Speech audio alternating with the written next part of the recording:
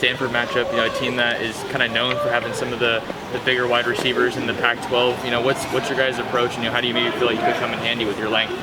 Just bringing physicality to the game, and just me being able to play with my range and my length.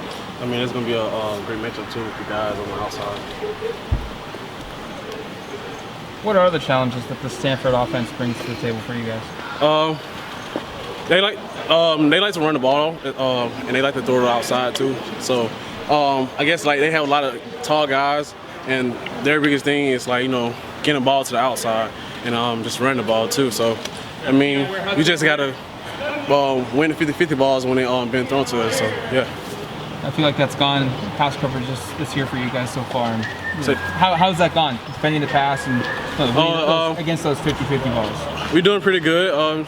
Keep growing each day. Be better. So we just be 100% on it. And we have the motto is no balls in the air. So that's what our mindset is. Not letting it go over our head. What's made this team so good at taking the ball away? Our team? Yeah. I mean, just the chemistry that we have together. We communicate very well, and we just get the play across the field and just work with each other. So I feel like that's the advantage that we have.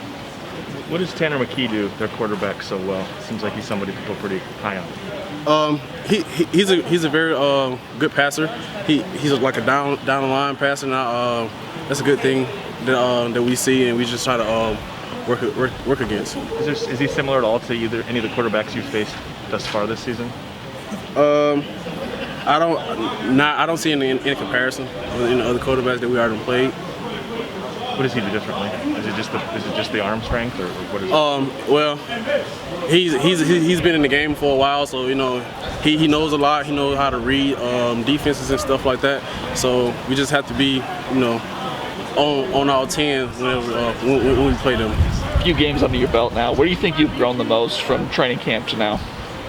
Trusting my eyes and just flying around the field, just moving around, and just being confident on the field. So yeah, I just feel like I improved a little bit on everything, just being on the field and getting a lot of playing time. Second road game of the year. We all know what you guys did the first road game of the year. Was there anything that you guys credit as far as when you get to that opposing city, the stadium to just help playing not in our stadium? We have the 1-0 process. We just focus on ourselves, just do the things that we know we need to do, and play in their stadium like it's ours, because we have a 1-0 process and we just working on us. We can't beat nobody can beat us but ourselves. Do you feel like this team, being two-time Pac-12 champs, now you have a really high ranking next to your name, you're getting every team's legit best shot, and you have to be prepared for that? Yeah. Every game is for other guys, and every game for us is a big game, because it's the next game, and for them it's it's a big game too, because hey, our name is ringing and stuff like that. So it's like a championship game, so they're just ready to come and bring everything they got, no matter who the team is. DJ James is a guy that's off to a pretty good start this season. What's it meant to your guys' group to have him back, and what have you seen from him? Oh, his feet is amazing. So just seeing him moving around, flying around, it's fun. It's just bringing excitement to the team in the corner room. And he just he's very confident in himself, and he just he flies around the ball too. So seeing him back out there and bringing what he has to the table is good. Can you talk about how Bennett Williams has been in that nickel cornerback spot? Oh man, Bennett is my guy. He's doing the same thing that we know he can do. What he does in practice, it shows on the field. He's a great explosive guy. Really, he's like a safety at nickel. He fitting up. It's amazing what he do and what he can do. So Bennett, he's a great player. What are some of the different techniques that he uses to excel at nickel than what you would use to excel at cornerback?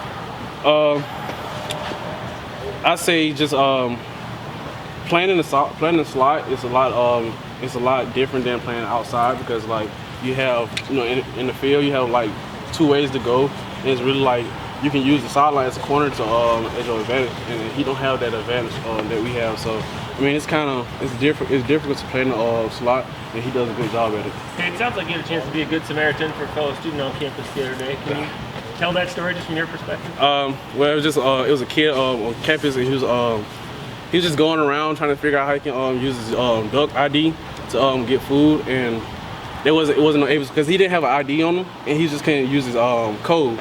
So and he was like very stressed out to eat. You know, he didn't have no food. He said it been like 3 days since he had ate. So I was like, I didn't know this before I offered to pay for his food, but I just I saw him struggling. I know if I was in that situation, I would want somebody to help me, so I just helped him out.